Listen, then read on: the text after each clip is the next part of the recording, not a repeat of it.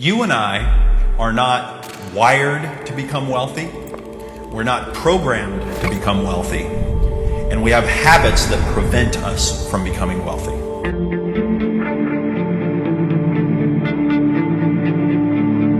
There's a difference between money and wealth. I was wondering if you could speak on that, because I'm sure with your techniques, you showed guys and women as well how they could literally reap millions of dollars in the sort of course of 12, 18 months.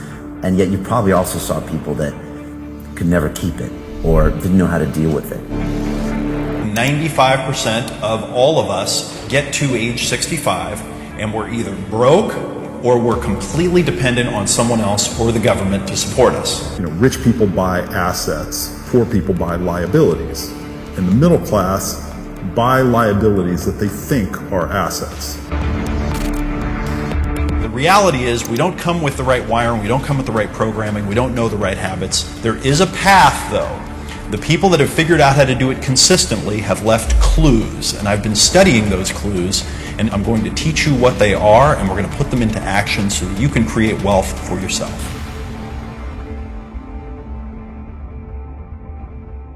You and I are not wired to become wealthy. We're not programmed to become wealthy. And we have habits that prevent us from becoming wealthy. Let me explain.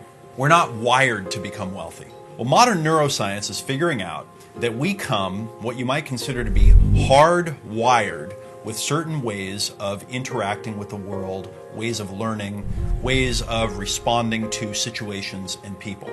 We were designed to live in an environment that doesn't exist anymore. We evolved to live in an environment that hasn't existed for thousands of years. Now, because human evolution works very slow, but cultural evolution and business evolution and the evolution of knowledge goes very quickly with people, now that we have things like language and computers and televisions, all that stuff's evolving faster than our hardware. Our hardware is not designed to deal with a modern society that has money and being able to accumulate money and being able to put your value into things that grow over time and to deal with long-term time frames and interest in things like this. So we got bad wiring when it comes to building wealth. Next, we got bad programming when it comes to building wealth. Most of us grew up with families that weren't wealthy. And even worse than that, we grew up with families that didn't think that wealthy people were good people. They had negative feelings toward money. They were upset at their bosses or whoever owned their company. We got a lot of self-talk in our minds that people that have a lot of money are bad, and that if money comes up in a conversation, it's going to cause a lot of conflict. I've read statistics that the number one thing that causes problems in relationships is arguments over money. So we got a lot of that programming as well. And then finally, our habits don't allow us to build wealth. Right now, each of us has habits that we do every day. Most of the things that we do are 99% the same things that we did yesterday. And actually, it's our thoughts, feelings, and behaviors. They're all habitual. All the things that we've thought, felt, and did today are probably 99% the same things that we thought, felt, and did yesterday, and 99% the same things we thought, felt, and did the day before. We get into our comfort zones, we get into our routines, and then we just mindlessly do the same things. Now, if those things are not the habits and behaviors of wealth, then what are they? Well, there's something else, and we have to learn a new set of habits and behaviors.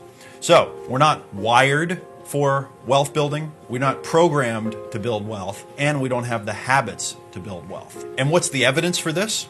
Well, something like 95% of all of us get to age 65, and we're either broke or we're completely dependent on someone else or the government to support us. 95%. That's about 19 out of 20 people. So 1 in 20, definitely the exception. 19 out of 20, definitely the rule. Or if you've seen the TV shows or the documentaries or read the news stories about people that come into a large amount of money who didn't earn it over time, like people who inherit a lot of money or win the lottery, you've seen or read that in, sometimes estimated up to 80% of the cases, the people that have these windfalls are actually worse off 5 years later than the day before they got the money. Right? Now, how could this be? How could it be that people that get millions of dollars figure out how to lose it or get rid of it and are even worse off later on in their lives? It's just further evidence that we don't have the wiring, we don't have the programming, and we don't have the habits to build and keep wealth. I also want to mention to you that I don't think that most wealthy people came wired, programmed, and had the habits of wealth. In fact, if you just look at the math here and you realize that, okay, 1 out of 20 people winds up wealthy, there is a tremendous amount of luck and good fortune involved in those who actually do become wealthy. Now, they would probably never want to admit to this, but the reality is many of them were just in the right place at the right time, okay? If you randomly throw a bunch of people in a room and then randomly throw a bunch of money in the room, one of them is going to wind up with more than everybody else, okay? That's just the way things like this work. Think about this for a second.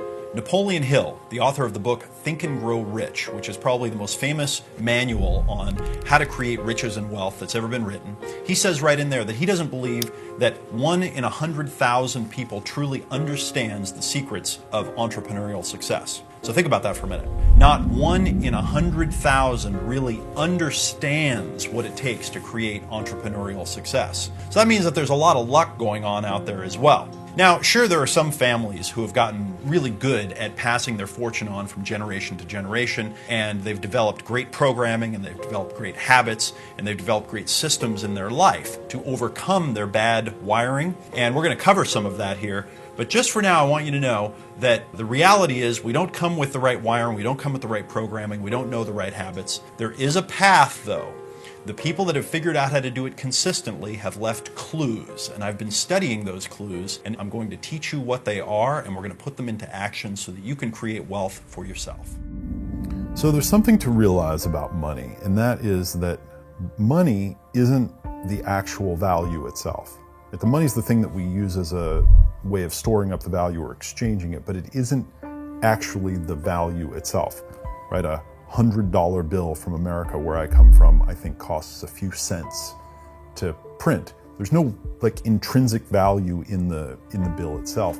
But if let's say that once a month, or let's say that every month you do 100 different transactions. All right, you buy lunch, you maybe go to the dry cleaner, you buy some books online, whatever. You do 100 transactions. Of the 100 transactions, probably of the 100 of them, you're going to use money for all of them. So there's 100 times of using money.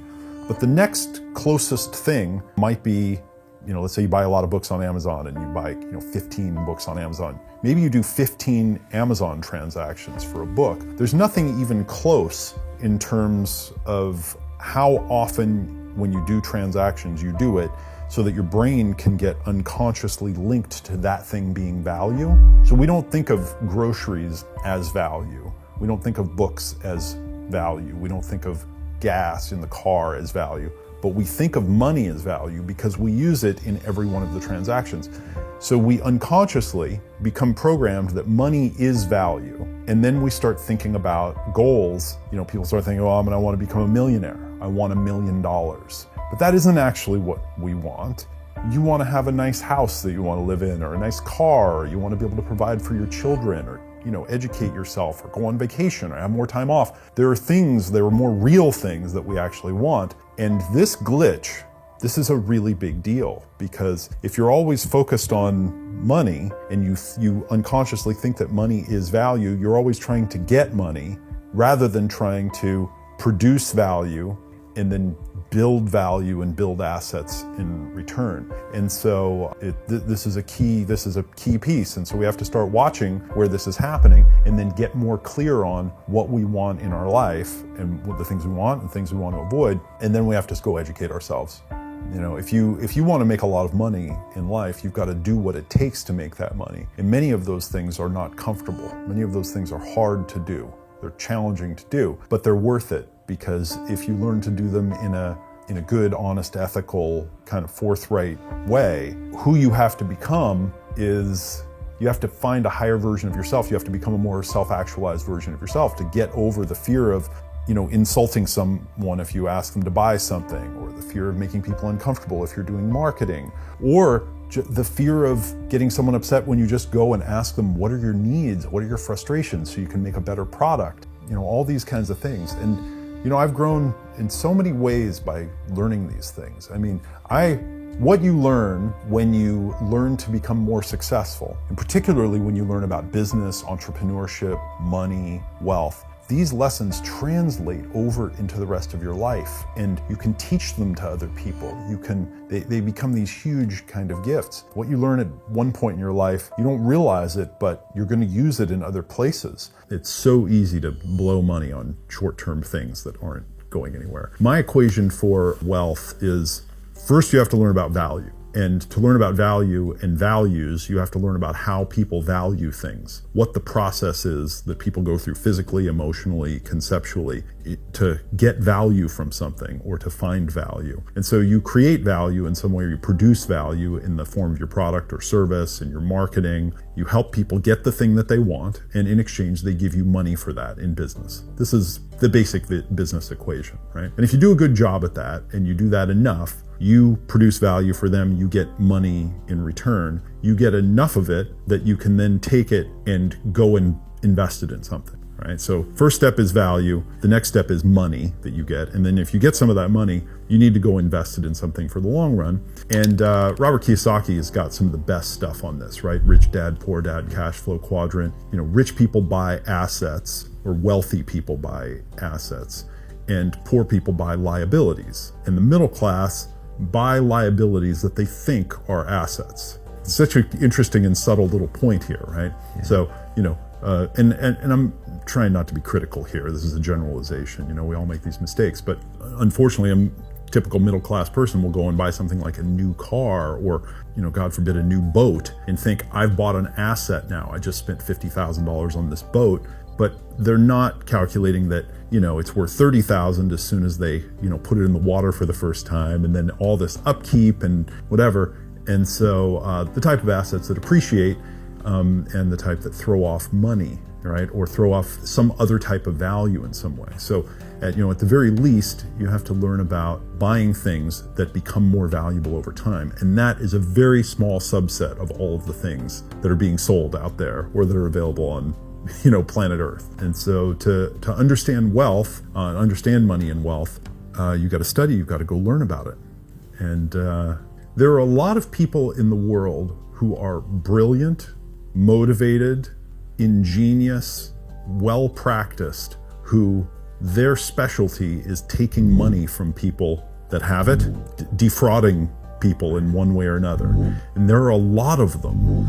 And it's easy to fall for something if you are not educated. And so, you know, like any other area, you've got to go learn about it. And so whether that be picking up real estate and saying, I'm going to go learn about investing in real estate, and I'm going to learn the difference between, you know, a piece of real estate that's more valuable than, you know, I can pay for it, or less valuable, one that appreciates over time, one that you got to be able to do the math and say, I'm going to buy a piece of real estate that, you know, throws off cash flow. So you have to learn the difference between something that's valuable and something that's not.